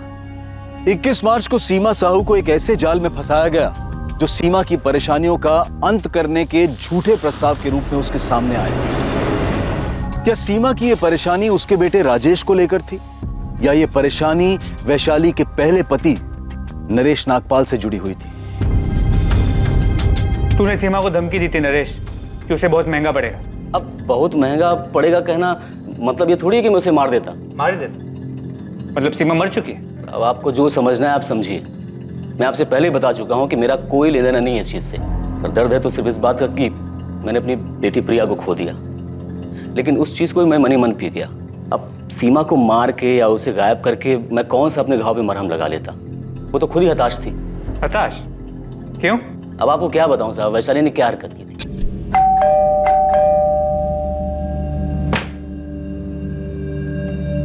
प्रिया नहीं है। क्या? वैशाली, मैंने तुमसे पहले ही कहा था मैं आ रहा हूं, फिर भी। प्रिया की फ्रेंड की बर्थडे पार्टी है, कल ही पता चला था। ठीक है, मैं यही वेट करता हूँ। बाहर ही वेट कर लो, आए तो मिल लेना। एक मिनट, आप कौन होते हमारे बीच में बोलने वाले? मैं। वो मेरे पति हैं। होशंगाबाद के जिस मोहल्ले में हम रहते थे वहाँ आए दिन खबर मिलती थी, आज वैशाली इसके साथ देखी गई, आज वैशाली उसके साथ देखी गई। और मुझे छोड़कर वो भी गई कहाँ? असलम के साथ, जो खुद शादीशुदा था। इन दोनों की शादी हुई भी थी कि नहीं किसे पता। यही बात पूछने के लिए मैं सीमा के पास गया था कि तुमने इसीलिए सपोर्ट किया था अपनी बहन का कि वो मुझसे अलग हो सके, या फिर मेरी बेटी को मुझसे अलग कर दे। देखो नरेश, वैशाली असलम के साथ खुश है और असलम हमारे परिवार के लिए बहुत कुछ करता है। वो हमारी माँ से मिलने टाइम टू टाइम बलीपुर जाता है। मुकेश से भी उसकी अच्छी बनती है। राधा भाभी को भी कोई भी काम हो, असलम हमेशा आगे आता है, वो सबका ख्याल रखता है। लेकिन क्या उसका पहले से शादीशुदा होना सही है? उसकी बीवी है, बच्चे हैं, फिर भी तुमने उसे वैशाली के पति के रूप में एक्सेप्ट कर लिया। मैंने कहा ना तुमसे, वैशाली असलम के साथ खुश है। उसने पहले मेरी जिंदगी उजाड़ी और तुमने उजाड़ने दी। अब वो असलम की जिंदगी उजाड़ रही है और तुम कुछ नहीं बोल रही। तुम्हें पता है तुम कितनी गलत हो? जिस आदमी को तुम अपने परिवार का हिस्सा बता रही हो ना, मेरा शौहर है वो। अरे तुम लोगों ने मिलकर मेरी जिंदगी बर्बाद कर दी। फौजिया पहले शांत हो जा। और असलम से ना मैंने नहीं कहा था जाकर वैशाली से प्यार मोहब्बत करे, ठीक है? असलम मेरा शौहर है, मेरे बच्चे का बाप, और आप लोगों ने मिलकर मेरी जिंदगी बर्बाद करने की ना साजिश की है। बद्दुआ देती हूँ आप लोगों को, जैसे मेरी जिंदगी बर्बाद हुई है ना सीमा, एक दिन तुम्हारी भी जिंदगी ऐसे ही बर्बाद होगी, देख लेना तुम। देखो नरेश, मैंने ना तुम्हारा घर उजाड़ा है और ना ही असलम का। कभी वैशाली से मैंने ये नहीं कहा कि वो तुम्हें छोड़ दे, और ना ही कभी मैंने ये कहा है उससे कि वो जाकर असलम के साथ रहे। सीमा, याद रखना, जुर्म करने वाले का साथ देने वाला भी उतना ही बड़ा गुनहगार होता है। नरेश, बस बहुत हुआ। तुम एक काम करो, जाकर वैशाली से अपनी प्रॉब्लम सुलझाओ। अरे थक गई तुम लोग की बातें सुन सुनकर। अच्छा, ये बात तुम्हें पहले सोचनी चाहिए थी कि ये मेरे और वैशाली के बीच का मामला है और हमारे बीच में हमारी बेटी थी। सीमा, तुम्हें हमारे मामले में दखल देना ही नहीं चाहिए था। सर, अब सीमा को मार के या उसे गायब करके मेरी बिखरी जिंदगी तो वापस नहीं मिलने वाली ना। सीमा को दूसरों की जिंदगी में दखल देने की और बिना जरूरत के फैसला लेने की आदत थी। अब उसकी इस बात पे कोई खफा हो गया होगा, किसी को इतना गुस्सा आया होगा कि, लेकिन साहब मैं वो आदमी नहीं। ये तुम क्या कर रहे हो मुकेश? हर महीने राधा भाभी को जो पैसे भेजते हैं वही भेज रहा हूँ। और नहीं भेजोगे तो क्या वो मर जाएंगी? अरे लेकिन चंचल, हम हर महीने उनको देते हर हैं। महीने जबरदस्ती भेजते थे सीमा दीदी के कहने पर, और अब तो सीमा दीदी नहीं है। कब कल आएगी मुकेश? पैसे भेजने की कोई जरूरत नहीं है, फोन ही मत उठाओ राधा भाभी का, वो खुद ही समझ जाएंगी। मुकेश अब फोन ही नहीं उठा रहा है वैशाली। मैं मुकेश से बात करती हूँ भाभी। ये सीमा ऐसे कहाँ चली गई? मुझे क्या पता भाभी, मुझे थोड़ी बोल कर गई वो। मैं भी तो यही थी ना आप लोगों के साथ। सीमा यहाँ होती ना तो मुकेश ऐसा बर्ताव कभी नहीं करता। तो ठीक है, आप इंतजार कीजिए सीमा दीदी के वापस आने का, वहीं आकर मुकेश से बात कर लेंगे। तुम ऐसे क्यों बात कर रही हो? क्योंकि आप बात ही ऐसे कर रही हो। भाभी मैं कह रही हूँ कि मैं मुकेश से बात करती हूँ, लेकिन नहीं, आप बोल रही हो कि सीमा दीदी यहाँ होती तो ऐसा नहीं होता। आप लोगों ने ना उन्हें भगवान बनाकर ना जाने कौन से 7वें आसमान पर बिठा रखा। तुझे क्या हो गया वैशाली? मैं भी परेशान हूँ। वहाँ चाचा जी बार बार मुझे फोन करके पूछ रहे कि सीमा दीदी अब तक लौटी क्यों नहीं। ये यशवंत जीजा जी मुझसे बार बार पूछ रहे कि मुझे कुछ सीमा दीदी ने बताया था क्या। माँ भी मुझसे ही बार बार पूछ रही है। जब तक सीमा दीदी थी तब तक सब उसी को पूछते थे, अब नहीं है तब भी उसी के बारे में सवाल कर रहे हैं। बस सीमा सीमा सीमा सीमा सीमा ही सब कुछ है, बाकी किसी की कोई लाइफ नहीं है। वैशाली, तेरा कुछ झगड़ा हुआ है क्या असलम के साथ? बड़ी जल्दी अक्ल आ गई तुझे? खाना खाने देगी चैन से मुझे? क्यों? उस कमीनी ने भी चैन से खाने नहीं दिया? अगर वो कमीनी है ना, अपनी शक्ल देख ले शीशे में जाके। वो तूने कहावत सुनी है, आसमान से गिरे खजूर पे अटके वैसी हालत हो गई मेरी। खजूर पे नहीं अटका तू, बवंडर में फंसा है। वैसे तूने सब किया किसके लिए? हाँ, उस सीमा के भाई मुकेश और उसकी पत्नी चंचल के लिए, या सीमा के बेटे राजेश के लिए, या जिस खजूर पे अटका हुआ ना उस वैशाली के लिए?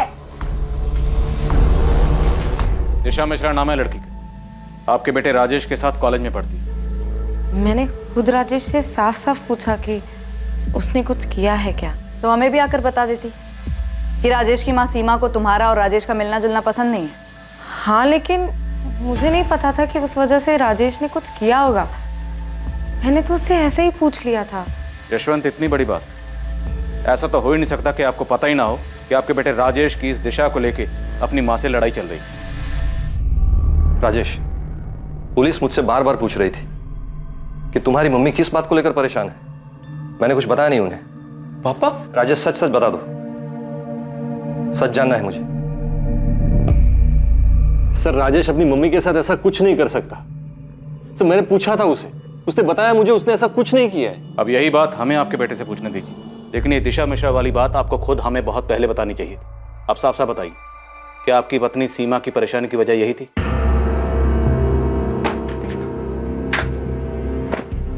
अरे क्यों भाग रहे हो यहाँ से? बताना पड़ेगा तुम्हें असलम, क्या किया तुमने? किसके कहने पे किया है? फौजिया, तुम पहले फरीद को लेकर आओ, हमारे पास बहुत वक्त है, आराम से बात कर लेंगे बाद में। तुम अभी लेके आओ पहले उसे। जाओ तुम। हाँ, थी अनबन राजेश और उसकी मम्मी के बीच दिशा को लेकर, लेकिन राजेश ऐसा कुछ नहीं कर सकता। सर, राजेश जो भी है अपनी मम्मी से, हमें शुरू से यही शक था कि सीमा का कोई करीबी ही उसे उस फर्जी मुख्तार सैयद से मिलवाने के लिए होटल रेड शाइन लेकर गया। यशवंत, क्या वो अपने बेटे राजेश के लिए वहां गई थी? सर, मुझे नहीं पता सीमा क्यों गई थी, लेकिन हाँ सर, वो राजेश को लेकर परेशान थी। मुझे अपनी जिंदगी में क्या करना है ये मैं खुद डिसाइड कर सकता हूँ। राजेश, अपनी आवाज नीचे करो। तो आपको अपनी आवाज उठा लेनी चाहिए थी। राजेश, तुम बस करो मम्मी, बहुत हो गया। यहाँ सब आपके गुलाम नहीं है। तेरा ना दिमाग खराब हो गया है। अरे अभी तू फर्स्ट ईयर में, पूरी जिंदगी पड़ी है तेरी। इस तरह लड़की के पीछे ना अभी पागल मत बन तू, समझा? तेरी मम्मी कौन सा तुझे उस लड़के के साथ दोस्ती तोड़ने को बोल रही है? क्या नाटक लगा रखा है? अब भी कभी शादी करनी है? 18 साल के हो तुम लोग। उस लड़के के माँ बाप क्या तुझे? उसके माँ बाप मम्मी की तरह नहीं है, जिन्हें लगता है कि सिर्फ वो ही सबकी जिंदगी के फैसले ले सकती है। अगर तू अपनी भलाई सोच सकता ना तो आज अपने माँ बाप के बारे में ना ये बात नहीं करता। माँ बाप नहीं मम्मी, सिर्फ माँ। मैं पापा के बारे में कभी ऐसा नहीं बोल सकता, क्योंकि वो कभी दूसरे की जिंदगी में दखल नहीं देते। तुम देती हो, मैंने देखा है। तुम सबके साथ बुरा बर्ताव करती हो। किस तरह वैशाली मौसी और मुकेश मामा को तुम नीचा दिखाती हो। तुम खुद को भगवान मानती हो। बस राधा चाची तुमसे वफादार है, क्योंकि तुम उन पर तरस खाती हो, वरना कोई तुम्हारी दिल से इज्जत नहीं करता। क्योंकि तुम खुद को भगवान मानकर सबकी जिंदगियों के फैसले लेती हो, लेकिन तुम मेरी जिंदगी की भगवान नहीं बन सकती, और मेरे लिए तो बिल्कुल भी नहीं। जाओ दूसरों की जिंदगी पर राज करो, मैं तुम्हें अपनी जिंदगी के फैसला का मोहताज नहीं बना सकता। हाँ सर, मेरी माँ स्वभाव की स्ट्रांग थी, वो सबकी जिंदगी के फैसले लेती थी, जरूरत ना पड़ने पर भी वो दूसरे की जिंदगी में दखल देती थी। ये आदमी कौन है राजेश? मुझे नहीं पता। सबसे पहले तुम ही ने पॉइंट आउट किया था कि मुख्तार सैयद की दाढ़ी मूछें नकली है। मैंने नोटिस किया था, कोई भी कर सकता है। राजेश, तुम और तुम्हारी गर्लफ्रेंड तिशा पहले से हमारे शक के घेरे में। सर, तिशा का इन सबसे कोई लेना देना नहीं है। तो फिर किसका लेना देना है, तुम्हारा?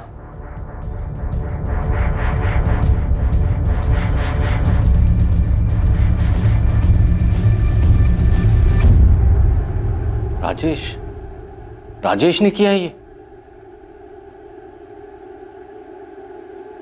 राजेश को पुलिस कस्टडी में ले चुकी है, लेकिन उसने अब तक कुछ बताया नहीं। The number you have called is currently switched off. आप लोग मुझसे सवाल कर रहे थे ना कि मैंने सीमा दीदी के साथ में क्या किया है। अब देखा किसने अपना गुस्सा निकाला है। वैसे क्या जरूरत थी सीमा दीदी को हर किसी के फैसले लेने की? क्या हर कोई अपने फैसले खुद नहीं ले सकता था? उनके अपने घर में बगावत चल रही थी। अगर सीमा दीदी के साथ में राजेश ने ऐसा कुछ किया भी है ना, माँ बाबा, उसका कसूरवार कोई और नहीं, आप सभी लोग हैं। आप सभी ने सीमा दीदी के इतने पर लगा दिए थे, उन्हें विश्वास दिलाया कि वो ही सबके सही गलत के फैसले ले सकती है। उन्हें इतना सर पे चढ़ा लिया था कि वो खुद को भगवान मानने लगी थी। ना मैं ये जानता हूँ कि ये मुख्तार सैयद कौन है, और ना मैं ये जानता हूँ कि ये आदमी कौन है। तो फिर कौन जानता है राजेश? किसने तुम्हारी मदद की थी 21 मार्च को दोपहर 12 बजे तुम्हारी माँ को होटल रेड सैंड ले जाने में? सब कुछ पहले से तय था ना कि कोई तुम्हारी माँ को बोलेगा कि होटल रेड सैंड जाना है और मुख्तार सैयद से मिलना। क्यों? क्योंकि वो तुम्हारी माँ की मदद करेगा, जिससे तुम अपनी गर्लफ्रेंड दिशा से दूर हो जाओगे और अपनी माँ के आज्ञाकारी बेटे बन जाओगे।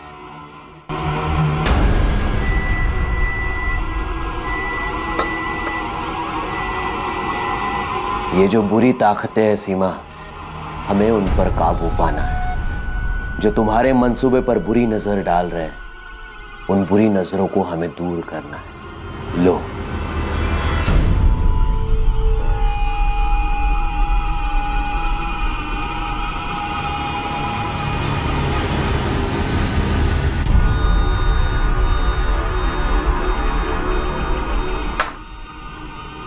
क्या इससे वो सारी बुरी शक्तियां खत्म हो जाएंगी जो आसपास मंडरा रही हैं? ये सब कुछ साफ कर देगा सीमा, सब कुछ, सभी बुरी शक्तियों को नष्ट कर देगा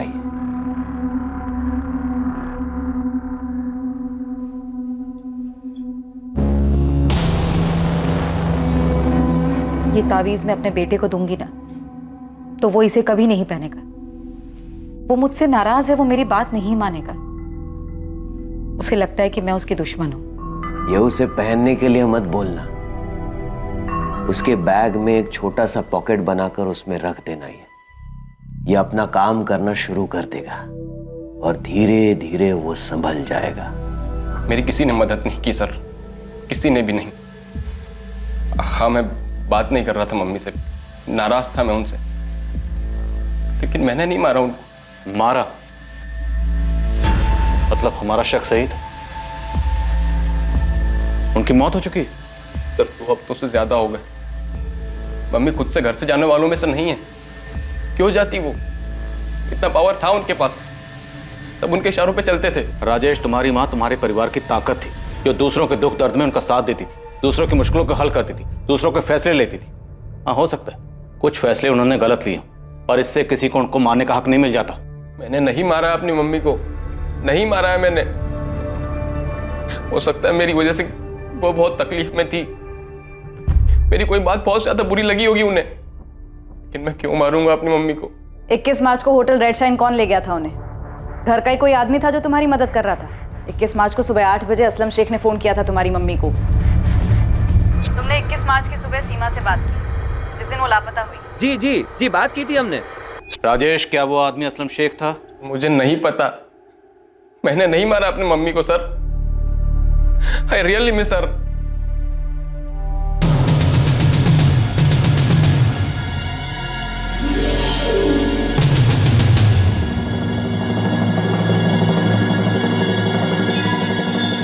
इस मामले में एक और चौंका देने वाली बात सामने आई। असलम शेख भी अब लापता हो गया था।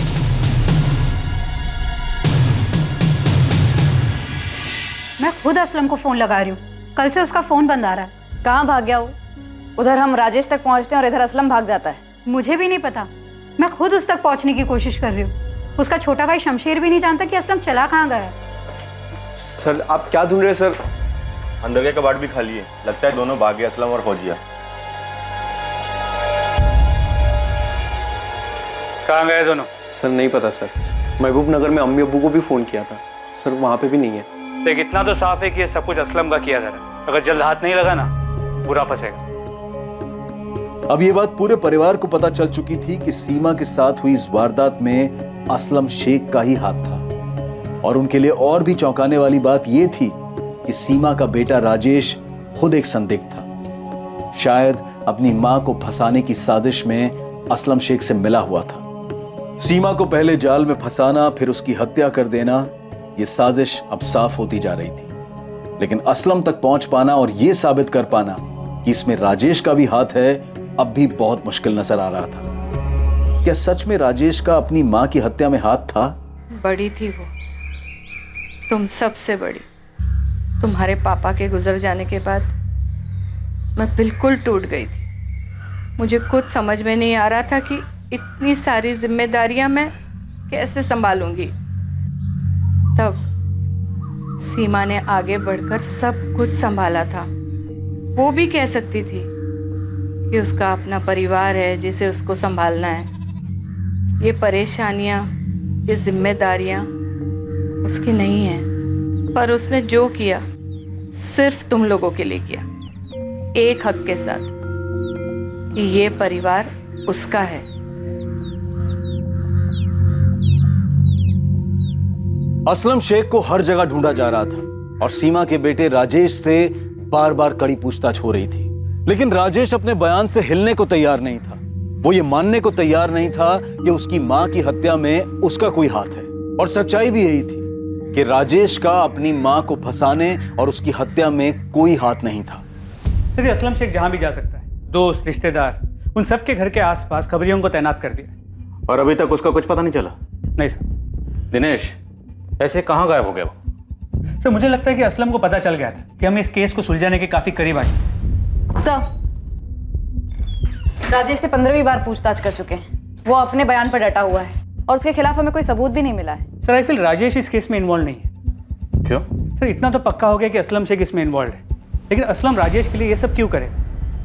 सर आई मीन असलम को कोई तो फायदा होना चाहिए। राजेश असलम को ऐसे क्या दे सकता है कि असलम राजेश के लिए ये करे? अगर फायदे की बात है तो फिर मुकेश हो सकता है। उसकी पुश्तैनी घर और जमीन सीमा उसे बेचने नहीं दे रही थी।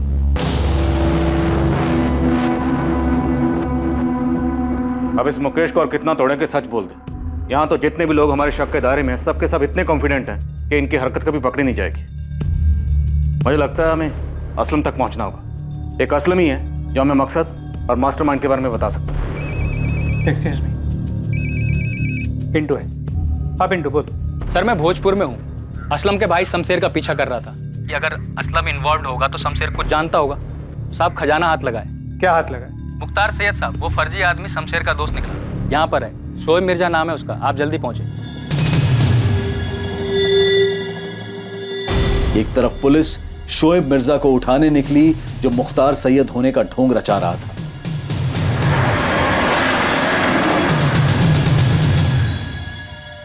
और दूसरी तरफ पुलिस ने असलम शेख के छोटे भाई शमशेर को उठाया।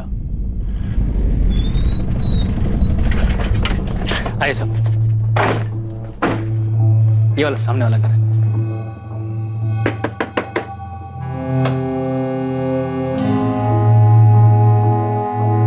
सही निशाना लगा है पिंटू, यही अपना आदमी है। चल ले चलो इसे। सर सर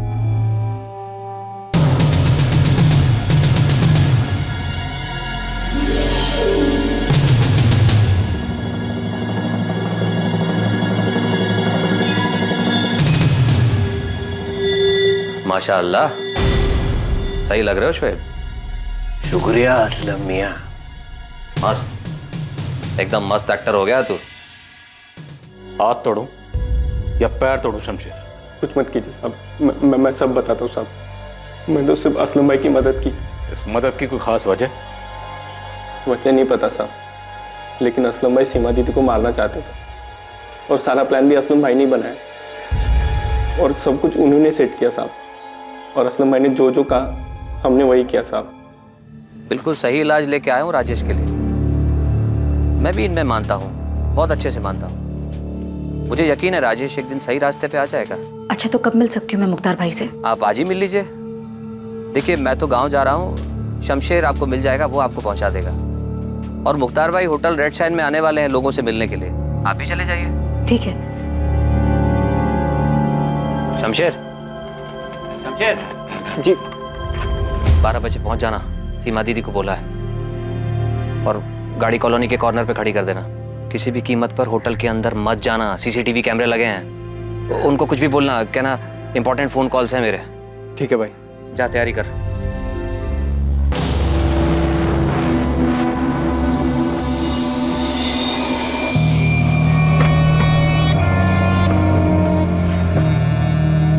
नमस्ते सीमा दीदी। नमस्ते शमशेर।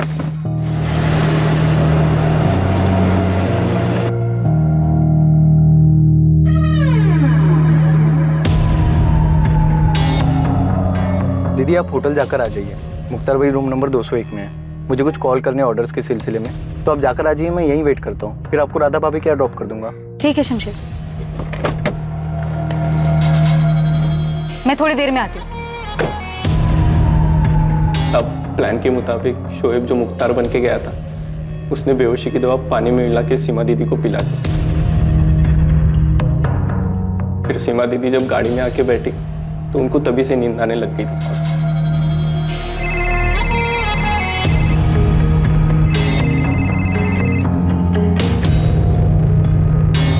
हाँ संतोष। हेलो सीमा, कहाँ पर हो? सब लोग वेट कर रहे हैं तुम्हारा। मैं पहुंच रही हूँ। वो एक सहेली के घर पे कुछ काम था, वो काम खत्म करके बस आ रही हूँ मैं। कहाँ पर हो तुम? हाँ संतोष, मैं आ रही हूँ, रास्ते में ही हूँ मैं तुम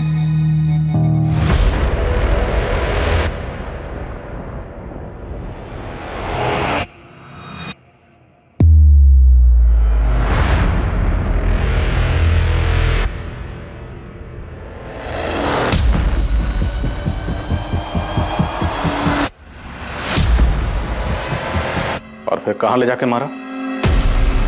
बॉडी कहाँ है शमशेर? साहब दुकान के अंदर वाले कमरे में। और जब रात में असलम भाई आए तो हमने क्या? हमने सीमा दीदी की बॉडी दीवार में चुनवा दी साहब।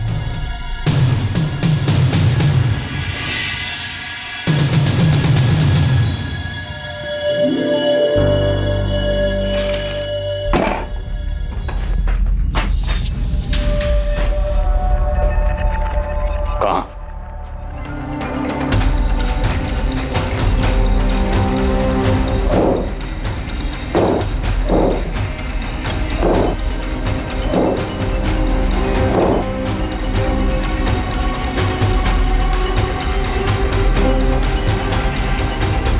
तुमने बस उसकी मदद की है ना?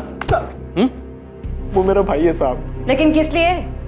किसके साथ मिलकर इतनी बड़ी प्लानिंग की थी सीमा को मारने की? कारण कौन था? सीमा का बेटा राजेश या सीमा का भाई मुकेश? मुझे कुछ नहीं पता, मैं सच बता रहा हूँ साहब, मुझे कुछ नहीं पता। असलम भाई ने सीमा दीदी को क्यों मारा, ऐसा क्यों किया, मुझे कुछ नहीं पता। वो वैशाली साथ निकाह करके ना बहुत बड़ी गलती की असलम भाई ने, और फौजिया भाभी को भी धोखा दिया। जब असलम भाई सीमा दीदी को मारने का प्लान बना रहे थे तब असलम भाई बहुत परेशान थे साहब। सब परेशान थे? हाँ, और परेशानी की हालत में उसने सीमा के मर्डर का प्लान बनाया। असलम कहाँ है? असलम कहाँ है? बोल असलम कहाँ है? बोल। बता दो। असलम भाई और फौजिया भाभी होशंगाबाद में वहां छुपे हैं। होशंगाबाद में कहाँ? सीमा साहू को उसके बेटे राजेश से जुड़ी परेशानियों के हल का लालच दिया गया था, लेकिन सीमा को जाल में फंसाकर उसे बेहोश करना और फिर उसकी हत्या कर देने के पीछे का मकसद सबको चौंका देने वाला था।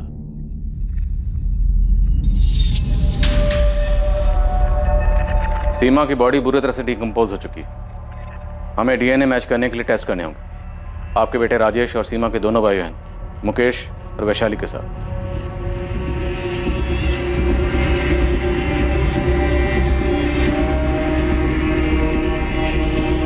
दीदी की डेड बॉडी मिली है माँ।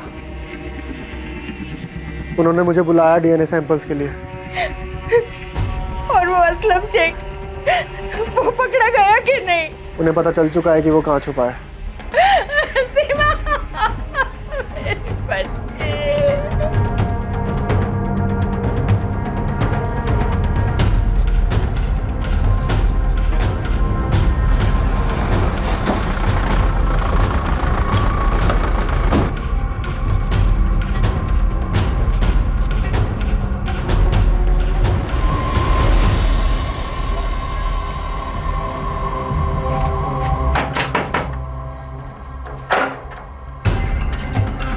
फौजिया, असलम को बाहर बुलाओ।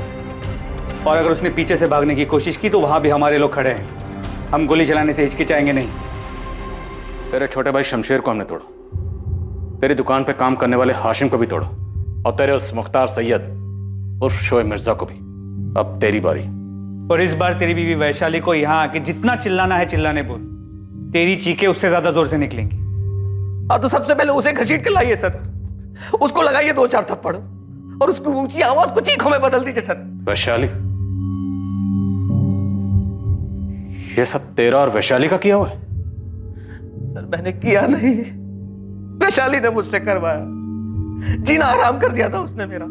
शमशेर सही कहता था कि वैशाली से निकाह करके मैंने अपनी जिंदगी जहन्नुम बना ली। वही मारनी चाहती थी अपनी बड़ी बहन सीमा को, उसी ने मुझसे ये सब करवाया। तू मुझे धमकी दे रही है वैशाली? मुझे? शादी हमने दुनिया को दिखाने के लिए भले ही माला डाल के कर ली असलम, पर कोई मैरिज सर्टिफिकेट नहीं है ये बात प्रूफ करने के लिए। और पुलिस के पास गई ना तो तेरे पे रेप का चार्ज लगवाऊंगी। कैसी जलील औरत है तू? अपनी बहन को मरवाने की बात कर रही है? होश में तो है? और मैं तेरी बात ना मानूं तो मुझे रेप केस में फंसवाएगी? तेरा दिमाग तो नहीं खराब हो गया? अरे सुन, अगर सीमा मर जाती है तो मैं मुकेश और चंचल से जमीन और खेत बिकवाऊंगी। काफी पैसे मिलेंगे और किसका कितना हिस्सा होगा ये मैं फैसला करूंगी। तुझे भी पैसे मिलेंगे। कोई पैसा वैसा नहीं, मैं नहीं करूंगा ये मर्डर, समझी ना तू? ठीक है तो जा रेप चार्ज में अंदर। ऐसा हंगामा करूंगी, ऐसा हंगामा करूंगी कि मैं तुझे छोड़ के चला जाऊंगा अभी के अभी। ये मर्डर करना है खुद कर या किसी और से करवा, भाड़ में जाओ। मर्डर करेगा तू असलम, कोई और नहीं। तुझे कोई नुकसान नहीं होगा, वरना मैं तुझे पूरा बर्बाद कर दूंगी। दिमाग खराब हो गया था मेरा, उसने जीना हराम कर दिया था मेरा। रोज धमकी, ये चार्ज लगवा दूंगी, वो चार्ज लगवा दूंगी। मेरे पास कोई रास्ता ही नहीं छोड़ा उसने सर। मजबूरी में मुझे ये सब करना पड़ा। राजेश को लेके काफी परेशान है दीदी, टूट सी गई है। राजेश का किसी दिशा के साथ कुछ चल रहा है, बगावत पे उतर है। मुझे करना क्या होगा? दीदी तुझे मानती है, इतना तो मैंने तुझे मेरे घर में घुसा ही दिया है। बस एक ऐसे इंसान का इंतजाम कर जो दीदी को छुटकारा देगा। अपने बेटे राजेश पे मंडरा रहे इस बगावत के साए से, कोई भरोसे वाला आदमी। बाकी मैंने तुझे बता ही दिया है कि क्या करना है। मेरे दिमाग ने काम करना बंद कर दिया था सर। उसके कहने पर मैंने सीमा को मार दिया। मैं जानता था मेरे इस गुनाह की सजा मुझे भुगतनी पड़ेगी। मुझसे बर्दाश्त नहीं हुआ और मैं वहां से भाग गया, क्योंकि मैं वैशाली के साथ एक पल भी नहीं जी सकता। उसने मुझसे उस औरत का कत्ल करवा दिया जिसने जिंदगी में मेरा कुछ भी नहीं बिगाड़ा था, कुछ भी नहीं। पुलिस मुकेश के पीछे, संतोष के पीछे, फिर राजेश के पीछे, सबके पीछे दौड़ते रहेगी, पर तुझ तक कभी नहीं आएगी असलम। देखा ना, तुझे पुलिस स्टेशन बुलाया था तो मैंने कैसा हंगामा किया। क्या हासिल हुआ? हाँ, क्या हासिल हुआ सीमा को मारकर? वो सब कुछ जो उसके रहते नहीं मिलता असलम, सब कुछ। आजा बेटा प्रिया, तेरे कपड़े अंदर हैं, जाकर चेंज कर ले। मेरे कपड़े इधर है तो मम्मी किधर है? मम्मी वो भी थोड़ी देर में आ जाएगी प्रिया। अब हाँ, तुम जाकर चेंज कर लो। हाँ बेटा। इसको बताया नहीं है कि वैशाली बुआ को अरेस्ट किया है?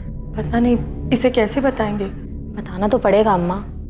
सर असलम झूठ बोल रहा होगा, वो वैशाली को फंसा रहा है। वो नहीं यशवंत, वैशाली हमारे साथ चुपचाप चली है और अभी उसके साथ पूछताछ चल रही है, और ऐसा बिल्कुल भी नहीं लग रहा कि वैशाली को फंसाया जा रहा है। जलन, पैसा, खेत और गांव वाले घर से पैसा, सिर्फ इतना सा कारण था तुम्हारे पास?